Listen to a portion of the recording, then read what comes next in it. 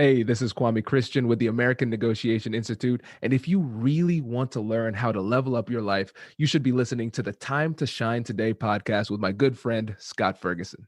Time to Shine Today podcast Varsity Squad. It is Scott Ferguson. We're at episode 175 with my good buddy, Ohio State Buckeye, my guy, Kwame Christian from the American Negotiation Institute. And he has pretty much, I would say, forgot more about negotiating than I ever will know. And that's coming from somebody that's negotiated contracts with real estate for the past 22 years.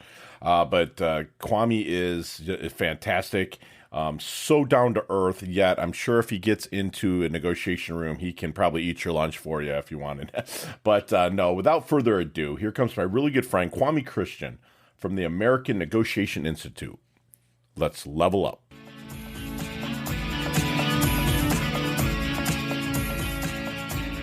Time to Shine Today, Varsity Squad. It is Scott Ferguson, and everything in life is a negotiation. You know, I'm not even going to try to talk to you about negotiation when I have my guest, Kwame Christian, on here, because he's forgot more about negotiating than I probably ever have. And you're talking to a guy that's been negotiating real estate contracts for 22 years. But I am so stoked that I get to sit here and listen to my guy who has a Caribbean, he's from the Caribbean, and you know that I live here in South Florida, and I like to make my way over to the islands quite a bit.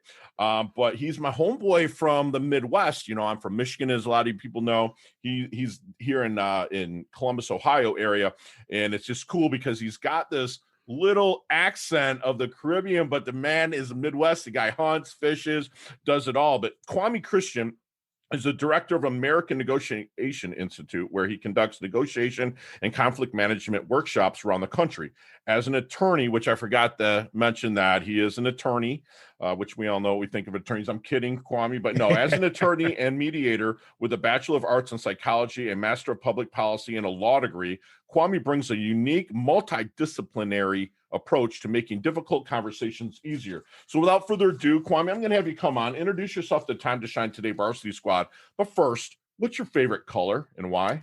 Oh, wow. I like that the way you snuck that in. Man, I guess I should stay in I should stay on brand. Now it's blue. Blue? But of course, you know, if I have to pick my favorite color combo, I have to say scarlet and gray. I was just going to say, was it like blue as in maize and blue? Never. Me neither. I'm a Spartan, dude. I'm a Spartan. So okay, there we go. We are united in our approach toward the Wolverines. You hate the blue flu. I got you, right. though. No, I love it. I love it. So let's get to the origins. I mean, your family's from the Caribbean, right? Mm-hmm. And Yeah. you're a Midwestern boy. But let's get to the origins of Kwame and brought him up into maybe education through law school, and then we'll get into the A&I. Yeah, so I went to OSU, so I call myself a triple Buckeye.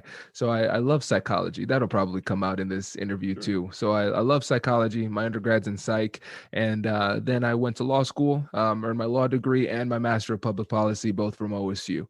And so originally, Scott, I wanted to be a politician, and thankfully, as I learned more about politics, I said, there's no way I'm doing this to myself and my family. These people are crazy. I'm out of here. And so, but I really enjoyed negotiation. I stumbled upon it. It was the first time I saw psychology being used for a business or legal purpose. And so I said, for whatever it is I do, this needs to be a part of it, because I'm a recovering people pleaser. And when I learned about negotiation, it taught me that this is a skill that can be learned. I can get better at this. And so now when I teach negotiation and conflict resolution trainings for different companies and for leaders, I really start from the inside out, helping people to find that confidence in conflict and then give them the higher level skills so they can negotiate more effectively. Gotcha. What was that you just said about conflict? You said get the skills of, say that again. Yeah, I'm sorry. helping them to find confidence in conflict. And so that's me staying on brand, of course, because the TED Talk's named Finding Confidence in Conflict, and the book is named Finding Confidence in Conflict. And Scott, the reason I say that is because when I surveyed my audience to figure out what it is they wanted me to say in my podcast, Negotiate Anything, and my trainings, I'm asking, what are the key things, your main concerns? And the two words that kept on coming up was confidence and conflict. They're lacking the confidence, and they are particularly afraid of conflict. And so that's really my approach, helping people from the inside out. So you can be more assured and overcome those psychological and emotional barriers. And Sure. then once we get to that point where we're having those high level negotiations, now we can bring in those skills too. I love it. So, Kwame, what makes a great negotiator? Empathy. Empathy is a big one. And people are afraid of empathy. People think that empathy is a concession, but it's really a necessary part of persuasion. And what we need to do in order to empathize is be curious. And so my approach, my framework that I use in conflict resolution as my base is called the compassionate curiosity framework, where we're first acknowledging and validating emotions, getting curious with compassion, and then engaging in joint problem solving. And when we take the time to empathize and learn from the other side, it puts us in a position to persuade at a higher level. Wow, that's fantastic. So when you're bringing people in, they're looking to hire you to help with their negotiating skills.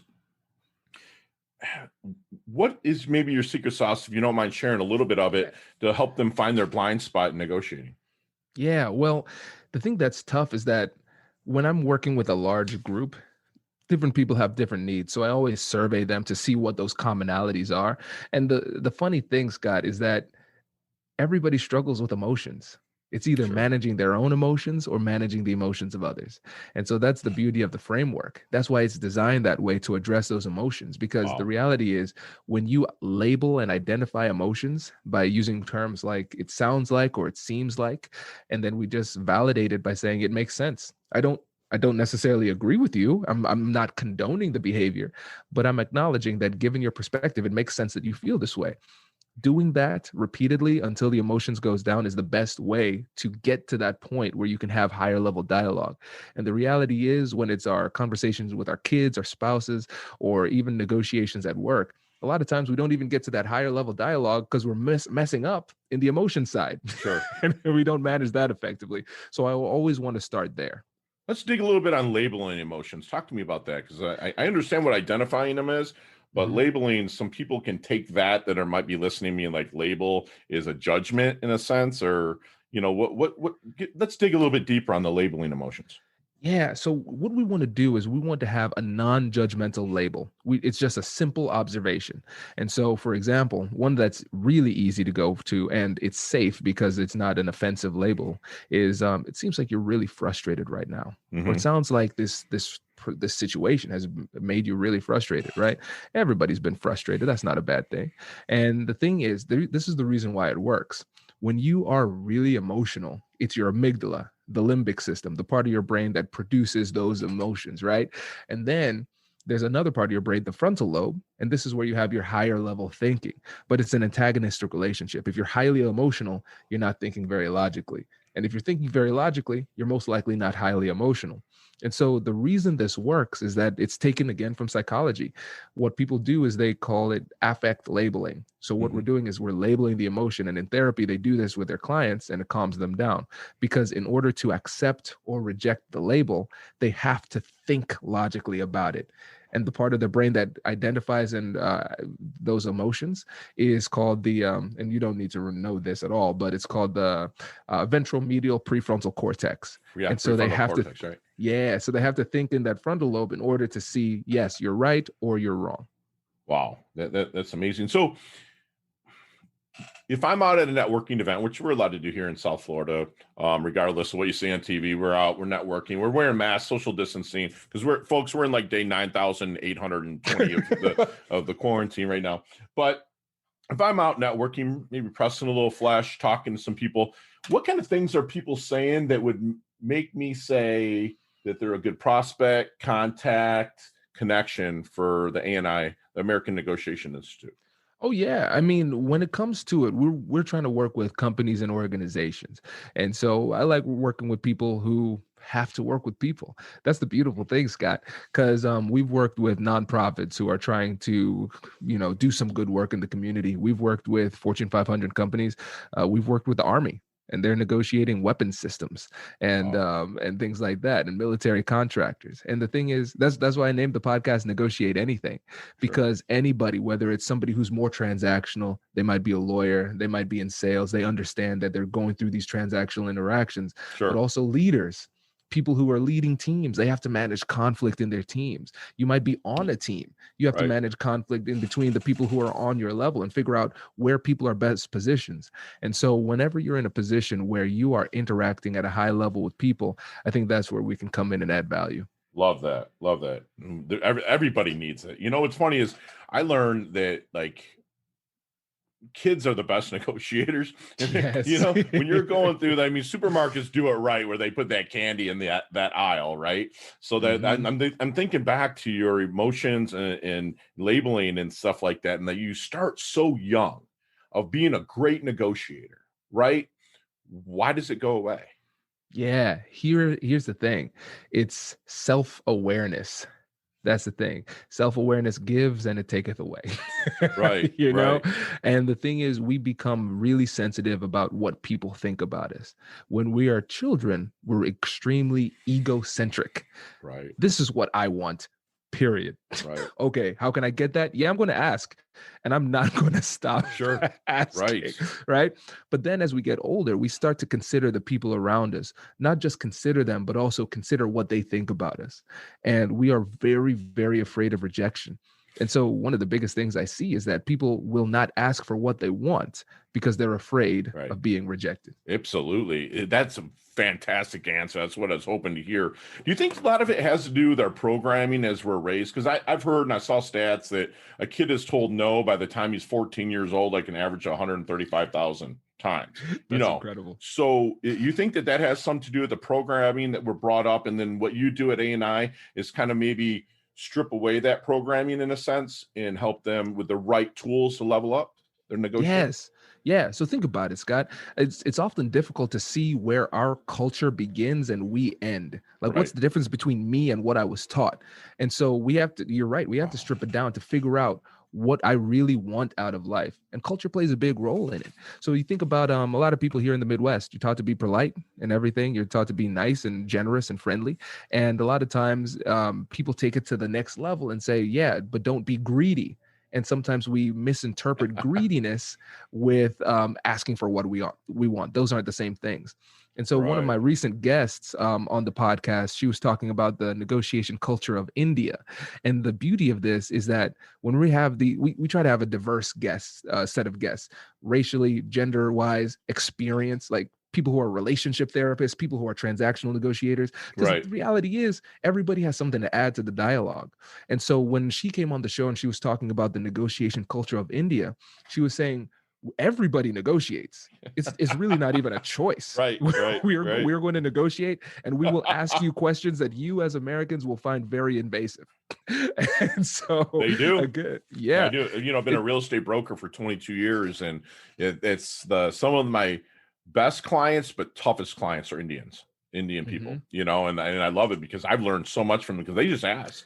And they're not afraid. You know, what's the worst thing someone can say is no. That's an Indian negotiation with real estate, Kwame. It's, you know, you send an offer in and they can either accept it, reject it, or counter it. I mean, there's only three things. It's dumbed down so much, but people want to make it this whole crazy system. So when you're working with, you know, maybe a company or individual, is there any good question that you wish they would ask you but never do? Yeah. What's the long-term goal? And so I end up asking them this question, and then they sit back and they say, that's a really great question. Because a lot of times we think too tactically. When you think about negotiations in a micro sense, we're just saying, what do I need to do right now to get what I want? And we don't think about the big picture. What about the relationship? What about the context of my whole career? How does this fit into that? And so then I ask them that question because they just think, oh, I'm in procurement, I need a negotiation training. Oh, I'm in sales, I need a good negotiation training. What is your main concern? What is your team dealing with?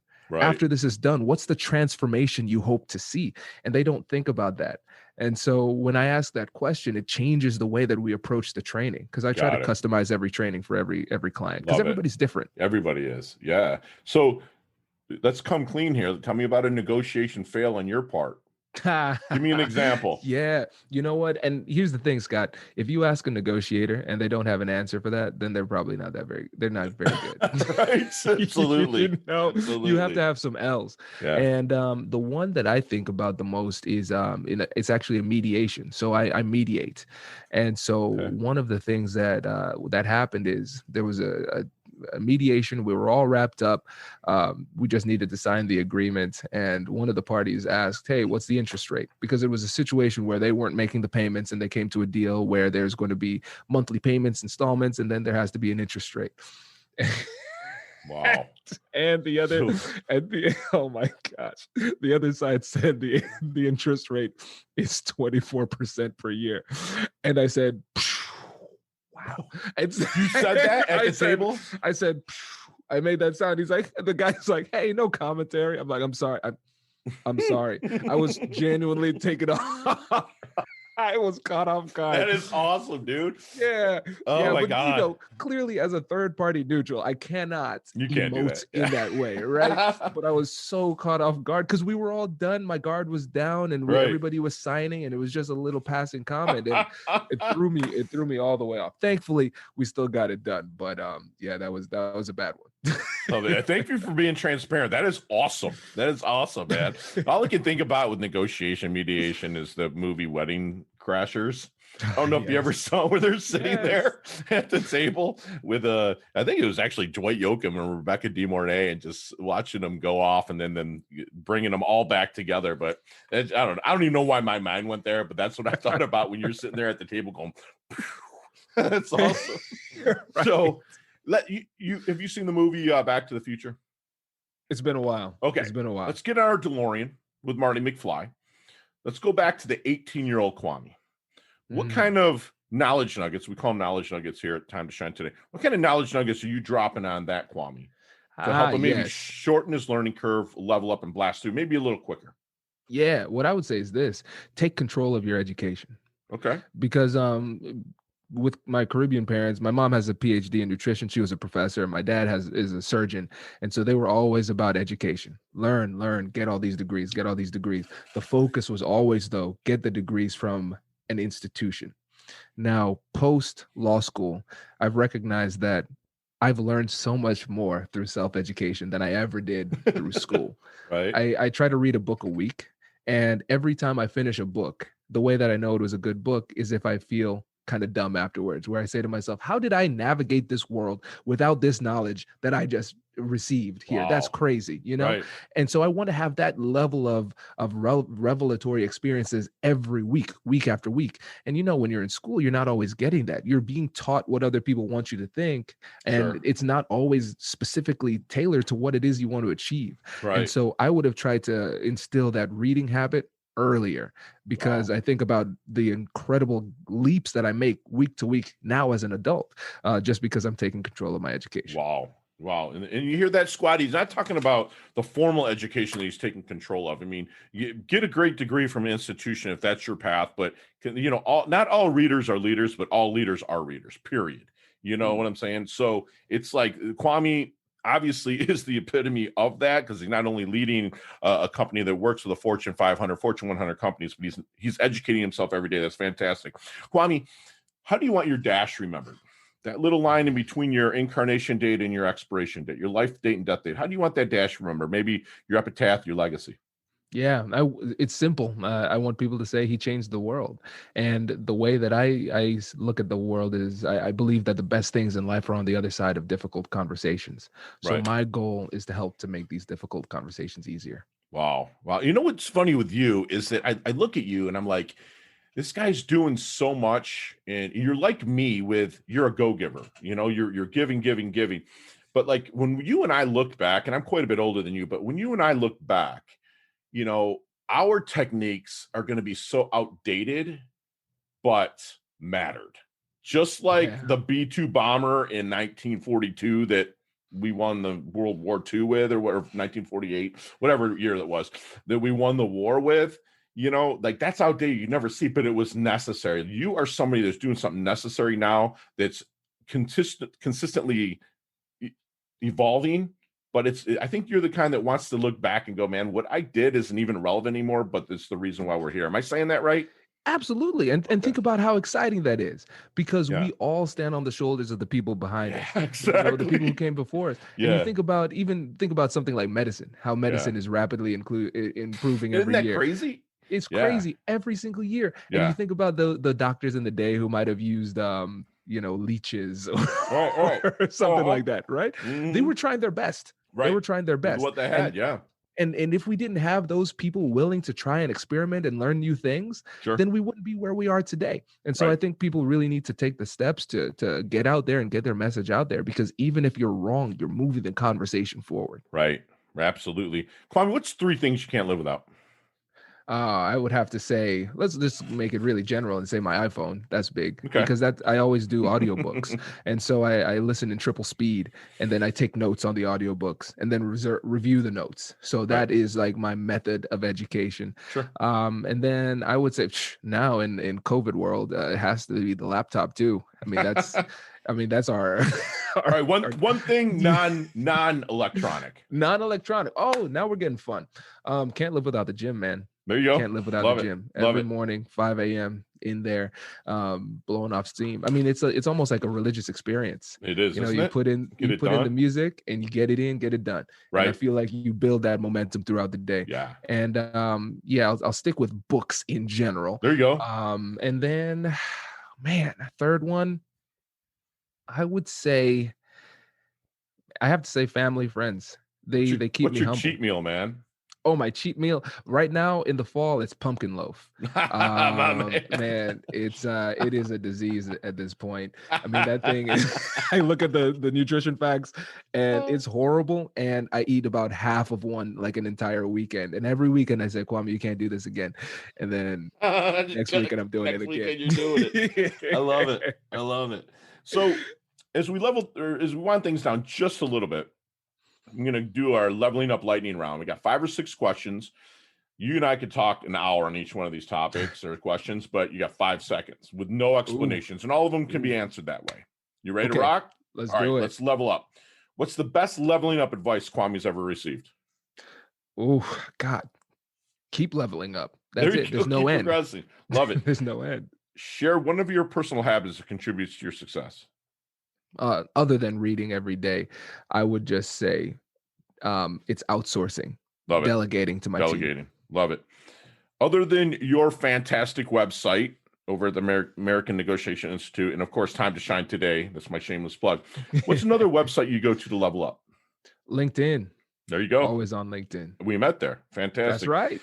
So not what you're reading now or listening to now, not the flavor of the month. If I'm in my doldrums, not feeling it, you're like, Fergie, read this. What book is it? First of all, I love that you called yourself Fergie. That's awesome. What would it be? I would say I'm feeling the 10X Rule right now by Grant Cardone. GC. Love it. Love it. Yeah. Awesome. So what's your most commonly used emoji when you text? You know that purple devil face with the menacing smile. All right, Kwame. What is your favorite charity and or organization you like to give your time or money to? I would say most recently it's WELD. It's a local organization called Women for Economic and Leadership Development. I was on their board for a while. And this is a lightning round. Can't go on, but that's the organization. Love it. So if you could be one age physically for the rest of your life, while still getting the knowledge and still being able to do it, like mine's 32. I'm almost 50. 32 is my jam. What age would you be? See, it's funny. I just turned 32 last stay week. there. Just say that. I'm staying here. There you go. I love it. Because I thought we went down after 30, but I'm like, oh man, no. Love it. So last question. What is the best decade of music? 60s, 70s, 80s, or 90s? 70s. Really? 70s. Well, man, very cool. Because I'm thinking American and Caribbean. That's Bob Marley's time too. There you go. Love it. So how can we find you, Kwame? Check me out on LinkedIn. That's where I'm most active. My promise is that get everybody a personal message once they connect with me. I'm Yes, you trying to do. keep that promise as much as possible. It's taking longer. I'm like months behind now on LinkedIn, but I'm trying to keep it going. And yeah, connect with me LinkedIn, Instagram, and then check out the podcast, Negotiate Anything. I love it. I love it. I'm hoping I get an interview on there myself. I was just about to invite you. So tell us about the book, Finding Confidence in Conflict. Yeah, so it's an Amazon bestseller, and it's something I'm really proud of because it's my unique approach. And so the first 50, 60 pages is all about helping people to overcome their mental and emotional and psychological barriers to being their best self. We all have them. So it helps you to uncover them and shows you how to overcome them. And then it gives you a very simple, powerful negotiation technique called the compassionate curiosity framework. And the cool thing about that framework is that it helps you to win not only the external negotiation, but also the internal negotiation as well. So I'm very proud of it. No, you should be, absolutely. And squad, what I'm going to do is anybody that makes the first comment on Kwame's LinkedIn post we put up, or a Twitter post, or at the Time to Shine Today Facebook page, anyone that makes a comment that's constructive, I would like to purchase one of Kwame's books, and I'm going to have it personally made out to you from Kwame, and he'll mail it out to you. So that's my gift to you. Finding Confidence in Conflict, How to Negotiate Anything and Live Your Best Life. Fantastic read. You must pick it up. So Kwame, what is your definition of a life well lived? When you look back and you have few regrets. You're always going to have regrets, sure, but few regrets. Love it. Few regrets. So, squad, you just got a free masterclass with my really good friend Kwame here. He's a recovering people pleaser. He wrote the book Finding Confidence in Conflict. Make sure you pick that book up. He reminds us that empathy is not a concession. It's a necessary part of persuasion. Write that down. Empathy is not a concession. It's a necessary part of persuasion. Like we say at Time to Shine Today, get behind their eyeballs, see what they're thinking, read their posture, read their tone. Remember, empathy is key. So when you're labeling and identifying emotions, do it in a non-judgmental manner. And I will personally make an introduction to you and Kwame to help you level up your negotiation skills, because he wants to work with people who work with people that want to level up. You have to want to level up. He's going to tell you and remind you to take control of your education, not only institutional education, if that's your path, but always educate yourself, always progress, always evolve. Because I'll tell you what, I look in the mirror now, I'm almost 50 years old. It's not the same 28-year-old looking Scott. I wasn't as handsome as Kwame is now. You know what I'm saying? So, you always continue to evolve. He's going to be remembered as someone who changed the world. And he's looking back with no regrets, and he's taken advantage of every opportunity that's given to him. And hopefully this was a great opportunity for him. Kwame, thank you so much for coming on. You level up your health. You level up your wealth. You're leveling up everybody else. You're a fantastic negotiator. You're a fantastic person. Thank you so much for coming on, brother. Appreciate it, man. Have a good one. Great day, my friend. Hey, thanks so much for listening to this episode of Time to Shine Today podcast. Proudly brought to you by Sutter & Nugent Real Estate Excellence, who can be reached at 561-249-7266 and online at www.sutterandnugent.com. If you're a business owner or professional who would like to be interviewed on Time to Shine Today, please visit timetoshinetoday.com/guest. If you like this episode, please subscribe on Apple Podcasts, Google Podcasts, Stitcher, Spotify, iHeartRadio, or wherever you get your podcasts. There's a link in the show notes to our website. Also there, you will see our recommended resources. We hope that you will support our show by supporting them. If you like what you've been listening to, it'd be great if you could just give us a 5-star rating and tell your friends how to subscribe while you're at it. I'm your host, Scott Ferguson, and until next time, let's level up. It's our time to shine.